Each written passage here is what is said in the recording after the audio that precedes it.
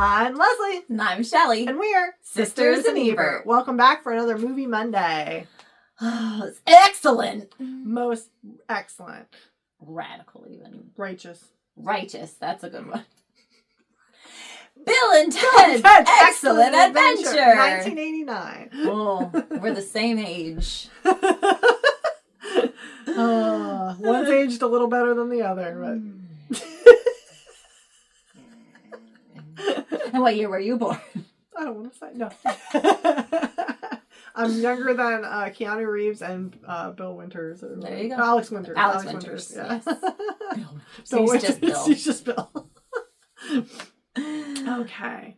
We open up to Breakaway by Big Pig with electric blue and gold diamond shapes and different different shapes and it's futuristic. It's jazzy, yes. It's definitely futuristic. And Rufus welcoming us to the future San Dimas, California in the year 2688. And everything is clean and great. But it almost wasn't great, as 700 years ago, the two great ones almost went off track, and Rufus must go back in time to help them. And Rufus is... George Carlin. Yes. I was like, Bill. I couldn't get Bill out of my head. That's not right. Bill is the name of the day. Yes. We cut to Bill S. Preston, Esquire, and Ted Theodore Logan in Wild Stallions recording session in San Dimas. In San Dimas, California in 1988 as an amp blows and they're just off key and it's not great. Music. Yeah. It's a lot of noise. That's what it is. Both feel they need different things to have the band succeed, including having Eddie Van Halen that's the key. And a triumphant video. But that's why we need Eddie Van Halen.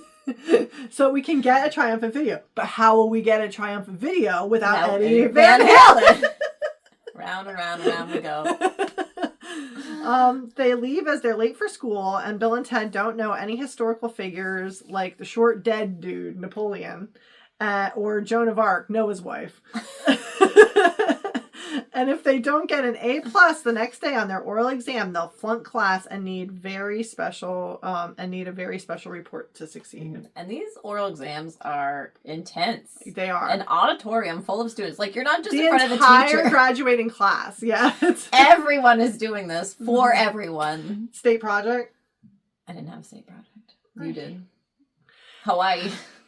You were Hawaii. No, that was my... Where's your poster? That was my...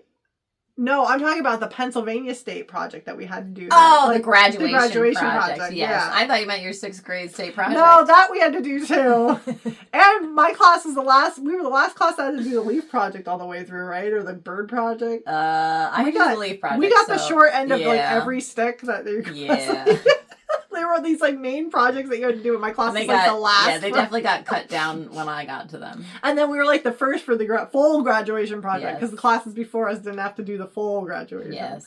That wasn't in front of an auditorium full of your peers, though. That was in just front of 4 teachers. Yeah, 4 teachers. It was nerve-wracking. It was nerve-wracking. I had to sing a song in front of Mr. Daubert. I mean, you're the one that chose to sing a song for your presentation. So I didn't want to do the community service. Well, Wouldn't you rather write a song? It was a lot easier just to show up on a Saturday morning somewhere and do something. I feel like we didn't go over too. This is not a summer movies movie. Oh yes, no, we enjoyed this. We watched this a ton when we were little kids. To where we didn't understand any of it. No, we just thought it was cool. Yeah, because Dad told us it was cool. We listened to Dad. Yeah, this is cool. Okay, yeah. Okay. And we did watch it a lot. Okay, so back to San Dimas. We must express how historical figures would see San Dimas in 1988. Bill's stepmom comes to pick them up. Missy, mom. She's 18. Remember when she was a senior and we were freshmen? Shut up, Ted! Both boys think Missy is cute, and remember when she was a senior and we were freshmen? Shut up, Ted. Your stepmom's cute, dude. Shut up, Ted. Ted dropped at his house quick to get his books, and his police officer father reminds him that if he flunks out of school, he must go to military school in Alaska. But I'm also thinking, okay, this is one he's a senior. This is the only thing that's kind of holding him back. You're going to send him to military school as basically an adult, as an adult at this point. He just needs one class, basically. That's summer school. You don't need to go to military academy for that. It would break up the band, though. If Oh, the band, Wild Stallions. So, future dudes send Rufus in a phone booth time machine to prevent Bill and Ted from being separated. The boys are struggling as Missy brings burnt sandwiches for them as a snack, and Dad kicks them out for a dinner break as he stays behind with Missy, and the boys go to the Circle K. In Bill's bedroom. Dude, your dad's really going for it now. Shut up, Ted! In your room! Shut up, Ted! So strange things are afoot at the Circle K. Mm-hmm. Which I never understood that line. Like, we used to say it all the time, and I didn't know that was like a chain of gas stations. I did, because I freaked out though, because the first time I got to go to Chicago, was in 2013, and we drove there, and there was like Circle K's. You were like, there they are! I'm like, Dave, strange things are afoot at the Circle K. Really, take my picture. Yeah. He's like, out of gas? Yeah, I just took a picture of the sign, but on a crappy cell phone, so it didn't come out very well. Yeah, it wasn't worth your time. Okay, so Rufus arrives from the sky in the phone booth, and minutes later, future Bill and Ted arrive to encourage them after Rufus introduces himself and is there to help. And they're the proof that they're really Bill and Ted. They are thinking of the same number. 69, dude! These are the two happiest boys you'll ever meet in your life. They are just pleasant as pleasant can be. They seem to only have each other too. They don't really talk to any other peers. I read a fun fact that they were supposed to. They weren't nerdy enough for what they were initially imagined to be, because once you cast Alex Winter and Keanu Reeves, you've gotten rid of the nerd. The nerd factor is gone. Future Ted warns past Ted not to forget to wind his watch. Don't forget to wind your watch, dude. Okay. Rufus takes a hesitant Bill and Ted through the circuits of history to Austria 1805. I said for being dumb, they have very good vocabulary though. They're like righteous, they're or most, whatever. Yeah. This is most unpleasant. Yeah. The way they say things. It doesn't sound smart, but it's not exactly dumb either. And the way it works, they can hop through time anywhere, but they have to remember that the clock is still running in San Dimas. So they have to be back for their report the next day on time and keep track of that. Yes. Which is why the winding of the watch is so important. Yes. Bill and Ted see Napoleon, who orders soldiers to blow them up, but accidentally is sucked into the stream with the phone booth, and they are warned by Rufus that they can go anywhere, but they must abide by San Dimas clock. That's always running. Bill gets the idea to get more historical figures as Napoleon comes crashing through the wormhole. This will be our project. Yeah. We'll collect these guys. For the report to add to Napoleon, and has Ted's brother Deacon babysit Napoleon while they're gone. He's 12. Deacon, this is Napoleon. Napoleon's there sacre bleu. Yeah. Ted's dad tells Ted that he can't leave until the morning, but Bill calls and distracts his dad so that Ted can leave. Mm-hmm. But Ted's upset as his dad is informed him he's already signed up for military school. So why is this? He has no faith in him whatsoever. Right, but it's also well, why even make me do this project then? I kind of quit then. I'd be it's over. I'm signed up. Bill and Ted decide where to go and consider Sigmund Freud, Beethoven. And they settle on the Western movement in America, landing in New Mexico, 1879. The boys run into Billy the Kid, who needs 2 men, and Bill and Ted agree for a poker game, and he gets caught cheating as a fight erupts, and the boys whisk Billy the Kid away with them to ancient Greece, 410 BC, where they find Socrates. Socrates. Oh, look, it's Socrates. And they bring him along after quoting Dust in the Wind, and Socrates agrees, like an hourglass, of time, like the sands of time. Yes. Somehow he knew English. Yes, I don't know. Yes. All go to England in the 15th century, and Ted spies the princesses that he warned himself about at the Circle K. He said, hey, Ted, give our love to the princesses. Who? You'll see. The babes. Both dress in armor to sneak in. Yeah, it's Snickers. Snickeroo. It's the only one that would whine in such a manner. Both dress in armor to sneak in and meet historical babes. But these I always love this part. Yeah, he's like, we can't waste our time on babes, but these are historical babes. Bill and Ted horse around with swords, and Ted is accidentally knocked down, and Bill checks on him to find him stabbed by castle dwellers who are fearing an invasion. Yeah, so he's got like the whole knight getup on. So it's, head he's to got toe a helmet. armor. You can't see his face. And so there's just a big sword sticking out of the armor. Bill attacks Ted's attacker, who is not dead, but hits the guy in the head to save Bill. Mm-hmm. Yeah. Oh, yeah, Ted is not dead. And he hits, Bill is, losing to this guy. Yeah, he's about to get creamed himself. And here comes Ted to save the day. Because he thinks Ted died. Bill and Ted find the princesses, where they are wooed with Bill and Ted's modern-day song lyrics. Dude, lyrics. Quote him some lyrics. Quote some lyrics. Bill and Ted try to help the princesses escape the royal ugly dudes, but are ordered to be executed. And Bill and Ted are saved at the last minute by Socrates and Billy the Kid. Socrates. And all escape time in the phone booth. Yeah, they were in the robes, they were the ones. They were the executioners. Yeah, the executioners. That's the word. The number dialed was not in service at that time, and Bill and Ted are sent to the future with historical figures where excellent music is playing as all salute each other with air guitar in respect to Bill and Ted. Oh yeah, they're just... all are sort of starstruck with Bill and Ted. Yeah, it's that's how they greet each other. It's very slow.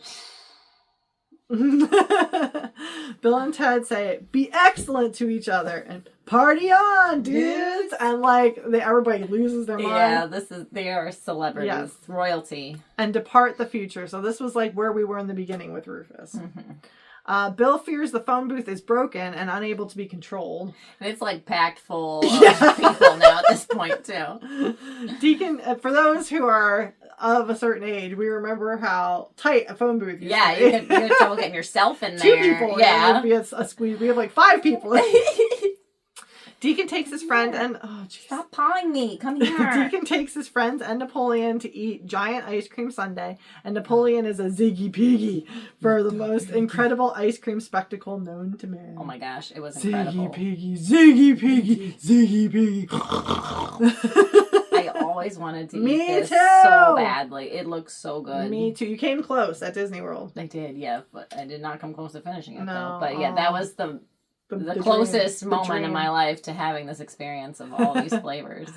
Bill and Ted and the crew arrive in Austria in 1901 for Sigmund Freud for extra credit, because they had time, who believes it's a dream, and Kassel, Germany, 1810 for Beethoven.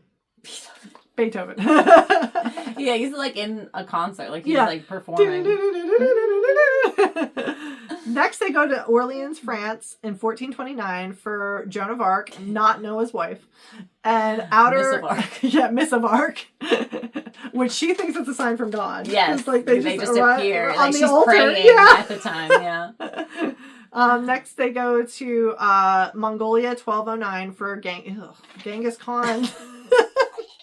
Who is lured with a Twinkie. Yeah, they just... Genghis Khan. And lastly, the White House, 1863 for Abraham Lincoln. The crew and the boys go back to San Dimas to fix the phone booth antenna, as there's no more room in the phone booth for anyone else. Mm-hmm. Napoleon is bowling with Deacon and friends, who ditch Napoleon without paying. Yeah, because Deacon doesn't pay either. Right, it's walk out. Yeah, but so Napoleon started a fight, too. Because Napoleon's being a jerk. He is. He's trying to cheat. He's He's nobody's going to see it. So funny. Bill and Ted wind up in San Dimas 1 million BC to fix the booth, as Ted hands out pudding in these it's the old school pudding in the cans. Mm-hmm. I never had that kind, but yeah. And they all chew gum to try to fix with the gum in the pudding can. They all collect it. Yeah, he's spitting out. Yeah. Use it as glue. Yeah. All wind up at the Circle K to interact with their past selves. 69, dude. Ted forgot to wind his watch, and they only have 2 hours until the report, and they must dial a higher number to get to the present because it's the next day already. Mm-hmm. All arrive at Bill's house, where Missy lets them know they can't go anywhere until their chores are done. I don't think she would care, personally. And all historical figures are put to work. They're like cleaning the kitchen. And, like really enjoying it, too. They're getting after Who was, like, Joan of Arc was really going. Like, she was, like, scrubbing away. Was it Freud who had an apron on? I think so, like a frilly apron. Or was it Beethoven? I don't remember. I think it was Freud. It was one of the two. I don't know. Bill and Ted take all of San Dimas Mall, and reports have already started at school. Bill and Ted find out that Deacon ditched Napoleon, and they try to look for him at the Waterloo Water Park. Yeah, they're like, where would we go? Where would we go if we were... The Waterloo. With the most righteous water slides. Another favorite scene. Yes. Oh, yeah. I feel like we only watch this movie for these specific scenes. The and ice cream, the water slides, the mall. Napoleon gets a liking for water slides and doesn't want to leave when Bill and Ted finally find him. He's like scared at first. He's timid. Like, and he gets pushed out. Yeah, the lifeguard but then, like, oh, dude. He's like, you could tell this was the 80s because he's like pushing other kids out of the way, like ditching in line. Yeah. You would never be able to jump in line at a water park today. So fast. The rest of historical figures are at the mall where Joan of Arc discovers aerobics class. Beethoven synthesizers and Socrates and Billy the Kid try to pick up girls, along with Sigmund Freud, you may call me Siggy, with a corn dog in hand, who chases the girls away as he's like, geek. Like Socrates is like, geek. Because the girls call him a geek. It's so funny. Genghis Khan destroys a sporting goods store, and Lincoln is at the old-time photos, and they accuse him of trying to steal the outfit. It's like, we're going to need it back. All are caught after a chase with mall security and wind up booked in Ted's dad's police station. The reports continue at school in San Dimas. High school football rules. That's like this one guy is the jock. His presentation. Wonder what he got on his report. And the thing is, like, it's ironic that they only have to be there for theirs. Everybody else has to sit through. Like, you would think they'd be very stringent about attendance. Yeah, it's probably one of those that's just like you're just there waiting for yours. Yeah, but still. But yeah. Bill and Ted and Napoleon are driven by Missy to the police station, and Dad shoos Ted home to pack. And Bill and Ted plan to steal his dad's keys back in time. And it was me who stole my dad's keys, because in the beginning he's looking for. I can't find my keys anywhere. So apparently now they can realize that if they just think about changing time, they had already done it. Yeah. It's pretty convenient here for a little bit. Yeah, they have to remember to go back and do it later, but we don't see that ever. So. Nope. Missy brings the car around back, and Bill and Ted distract Ted's dad and free the historical figures with a tape recorder. Don't forget to leave a tape recorder, too. Here's why! Bill and Ted arrive to school with all the historical figures just as the reports wrap up. No one has left yet, and they present the report like a rock show. It's like a concert. All of a sudden, they've got lighting. They've got all these cues. Like all this rock, like entrance music. Yeah, and the funny thing is, like this whole time, they have not planned any of this. Like they're just like, we get these guys. They didn't exactly know the facts beforehand either. No. They're just relying on half of these characters don't speak English, right? So. Somehow they learn about them and can present. Yes, Billy the Kid gets everyone's attention by shooting his gun and introduce Billy the Kid, like, because everybody's just like, oh, what? Like there's like whispering, and all of a sudden, chatter. Bam! Yeah, and they all stop. Put your hands together for Bill S. Preston Esquire and Ted Theodore Logan. Each figure tells what they think of modern day San Dimas. Freud psychoanalyzes Ted on stage, and Bill declines due to just having a minor Oedipal complex. And Missy showed up. Yeah, Missy's there. She was like, huh. Napoleon wants to integrate water slides into his battle plans, and Ted's like, I don't think it's going to work. No? And Genghis Khan likes Twinkies for a sugar rush for his soldiers. Beethoven enjoys Mozart's Requiem, Handel's Messiah, and Bon Jovi's Slippery When Wet. Joan of Arc will institute aerobics for her troops, and Socrates loves San Dimas. Abraham Lincoln is the last speaker and does an adaptation of the Gettysburg Address on his experience, and ends telling the crowd to be excellent to each other and party on, dudes! All leave the stage via the phone booth as the crowd erupts, and they hold up lighters begging for an encore. Next, Bill and Ted are back in the garage trying to make a music video. They got an A+, but Ted laments. There's the word. Nothing is, my vocabulary word, nothing is different, and they should start learning how to play their instruments. Which they should have done to start. Yes. Rufus arrives with medieval babes/princesses, and the boys thank him by signing albums for his kids. And with the Wild Stallions music is now the foundation of the future society. As it should be. And the ladies must sign as well, as they're also in the band. Rufus brings new guitars for the boys, and if he would be so humble as to jam with them. And they're like, Rufus, you know how to play? I play a little. And he like tears it apart. Yeah. Shreds. And they're like, whoa! Because he's way better than Bill and Ted at this point. So he plays a little as he shreds the guitar, and all jam off key as Rufus tells the camera, they do get better. Thank the goodness. End. It's such an odd movie. This taught me a lot about history, though, when I was little. Like we went in with some sort of a foundation to these, like, to time period, what they kind of did. I must say, I know exactly what you're going to say. So very thankful, because I thought that Socrates was Socrates until 8th grade. And I was sitting there in my honors English or history class, and we were going around reading the textbook.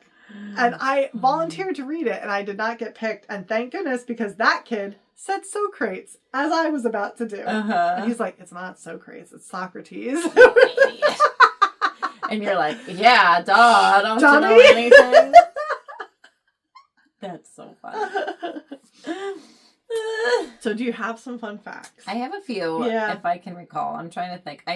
I believe the word dude is said 70 times, and excellent is 30 times, I think.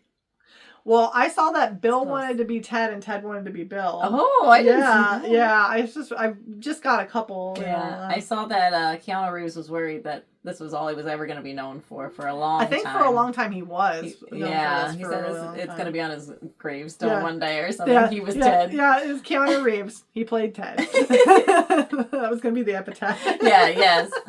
I'm blanking now. Pauly Shore wanted to be in this movie in the worst way. And they were trying to get Sean Connery to be Rufus. Yeah. They wanted to go like more of a serious approach. And then somebody was like, how about George Carlin? And they were like, oh yeah. How about, like, this was my first introduction to George Carlin. Yes. Too. I had no idea he was a comedian. Right, for a long time. Because I remember then Dad showing used to like, look, it's Rufus. Yeah. Like, that's how we knew him. Yeah.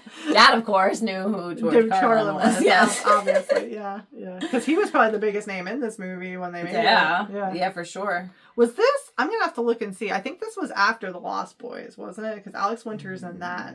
I think this is after The Lost Boys. I'm not sure. I want to say that's like 87 or something like that. So I'll have to look it up. But yeah, so like they were both kind of unknown though at this time. Yeah, they weren't popular. No, that's for sure. Yeah.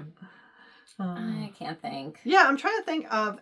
They were supposed to be a trio at first, but at one point, Bob, yeah, Bill and Ted and Bob. But Bob got cut. I'm glad Bob got cut. Yeah, and this started as like an improv thing. Yeah, they were supposed to be like comedians, something like up on the stage. What's that line from Bob's Burgers? Improv comedy, or only the audience is the loser. Something like that. Most of the time, yes. No one loses except the audience.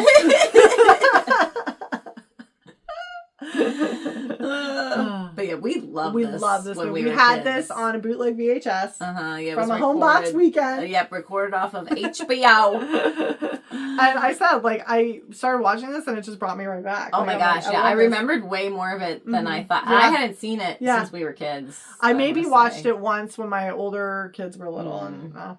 But like, it holds up, I feel like. It's funny. It's still great, yeah. And it's just so nice and, like, wholesome. It is, because they're not, like, they're just like, yeah. And they're not, like, stoners, and they're not, like, they're just, like, they don't swear, they're just, right, like, it's pretty clean cut. Very clean cut, yeah. And just, like, even with the princesses, like, they just want to marry the princesses. Yes. Like, they're like, we're going to get married. They touch on that more in the part 2. Yeah. But yeah. Like, they're just so, like, that. Like, nothing is on their mind. I love them. Yes. Like, they just want to kiss them. Like, it's nothing more than just a whole hand holding and kissing. Yeah, that's it. So this was probably one that, for once, that we were allowed to see. Like, that was, like, entirety. Fine for us to see. I'm sure. Yeah, in its entirety. Oh, and the Ziggy Piggy. Oh my gosh. I want ice cream. I need it. Are you familiar with Bill and Ted? Do you love Bill and Ted like we do? As you should. And if, like, I'm sure there are people, though, who haven't seen it. Like, or who are haters. Or, yeah. But they're just used to, like, Keanu's current Matrix roles. And John Wick. Yeah. John Wick. Yeah, like, this is so far away from Ted. And I can see why he never took another Ted-ish sort of role. Yeah. I mean, he's in Sonic now. Yeah, I do like that. Shadow. But, like, even that is, like, a serious character. Oh, and he's Duke Kaboom. And Duke Kaboom. Oh, I forgot about Duke Kaboom. Yes, Canada. Oh, okay. I do love Duke Kaboom. Oh, Keanu's great. Keanu's great. He's good to his mommy, and he's just a great guy. He's just nice. He's wholesome. He's wholesome. He is a little Ted. He is just Ted, yes. Nice. Be excellent, dudes. And party on! If you look below in the description for this video, you will see links to all of Sisters in Ebert, all of our social media. We are at Sisters in Ebert at Instagram and Facebook. Please follow, subscribe, comment, like, all the stuff. Engage with us. Let us boost us up in that algorithm. Hey, we'll take it because we will shamelessly beg and plug. And you don't want to keep hearing this, so please. But we thank you for joining us. If you look below, there you can hit the little notification bell that will let YouTube know that you want to see more of us, and they will send you alerts when we post new content every week. And Friday is a teaser usually. Yeah. So if you don't see something on YouTube on Friday, that means it's on social media or Instagram. Yes. Yeah. But we thank you so much for joining us. Party on, dudes, and we'll see you next week at the movies.